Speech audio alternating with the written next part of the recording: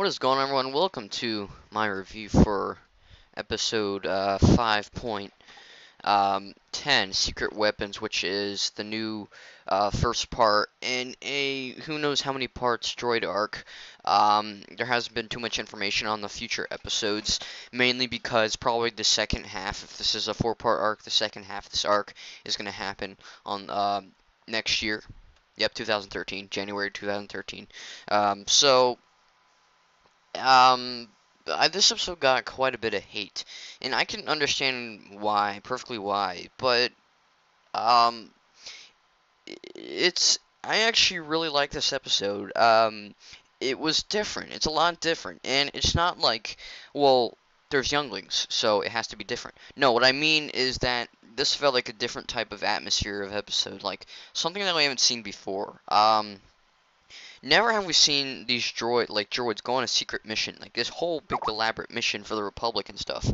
Um, it's interesting situation, and I like the sort of combo of characters they got. They got these four astromech droids, which are pretty much like Dave Filoni describes, like the family dogs. Like I like that sort of expression. Sometimes I have dogs. They just I can look at him and be like, oh, he's hungry or something, and you know what I mean. If you have pets of your own, you would understand that aspect. But we got this pit droid as well, who pretty much speaks for himself, literally.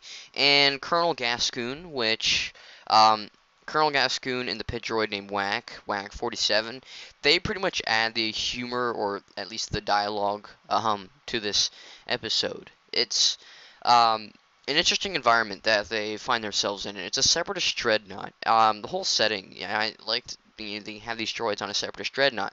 You never expect droids to be the enemy. If it's a droids, I think Gascoon says that one part of the episode. Droids don't suspect other droids or something like that. But um, people were really annoyed by WAC 47. They were annoyed by the lack of human characters. There were like only at the beginning of the episode, but we get to see some different Jedi Masters. I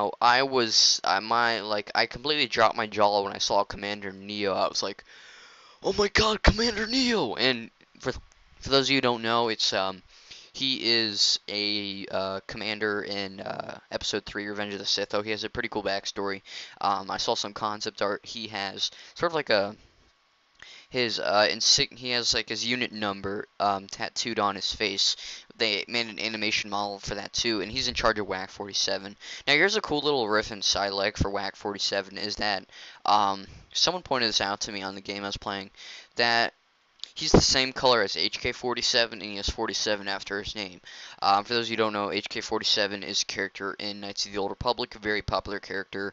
He's been revisioned in Old Republic as HK-51, which is a different droid. But regardless, I thought that was a cool reference. Didn't say that in the trivia on StarWars.com, though that indeed was a cool thing. And another thing, at the beginning of this episode, we get a blue title, which is different. We've only got I don't know how many times they're going to give us different colored titles. We got a red title for the Revenge Arc, but for this, we get a blue title, so that's pretty cool. It's a tribute to R2-D2. Though R2-D2 wasn't really the star of this episode. The stars of this episode were Gascoon and Whack. That's more of how it went. Though, with the humor, what I thought of it, if it was hit or miss, it felt, like I said, it was very funny. I liked a lot of their jokes. It just sort of seemed like a humorous sort of situation that they found themselves in.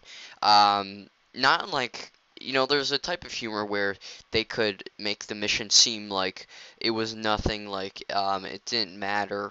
Like this is a joke. This is too easy for us. No, it was more like it's more like they've been approached with a challenge and they're like, well, time to get ourselves killed. That kind of humor, you know what I mean? Um, Doubtful. I don't know what you would call that, but it's that's kind of the humor we have here. And I thought that was pretty funny. The flow of the episode is really good as well.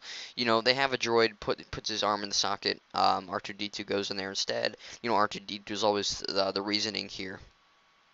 And we get to see like interesting character development, which I like a lot. You know, between Whack and Gascoon. I've only seen them for one episode, and I completely love both of the characters. Like Whack is such a good droid. Um, he's kind of like the guy who's doesn't get good grades in school or anything, never passed college, though he is the guy with the most common sense. Um, well, at least the most right sense. About what his rights are. Gascoon, he's kind of like, he wants to be the big man. He's the little guy, wants to think he can do big things, though, he's never really done big things. And this is one of his first big things that he does. So we see an interesting character development, which I like a lot.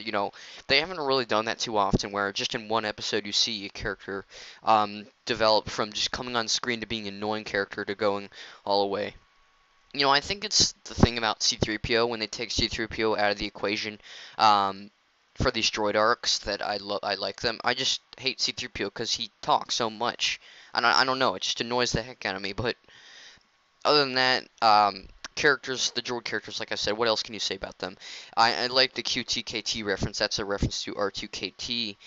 If you look at those little I never realized this until now. Like, if you look at the sort of the prod, where the prod arm compartment is, if you look at that, it is pink right there, kind of like lips. I thought that was interesting. But we see the beginning of this episode, Mace Windu's talking to them. I'm nice to see Mace Windu again. And the whole atmosphere of this is it's incredibly dangerous. It's a dangerous sort of situation. Though, I take for granted that this episode doesn't have a lot of action, except at the end, which I have to say was pretty impressive. You think droids, just R2-D2, whenever he goes, okay, step aside, people, I'm gonna pull up my zappers now, and he goes nuts. That's something we see often, but this time we get to see all the droids sort of participate. I thought it was funny how the super tactical droid would hit Whack on the head, and the usual like programming for pit droids is when they get hit on the head that they fold up and then they can extend again.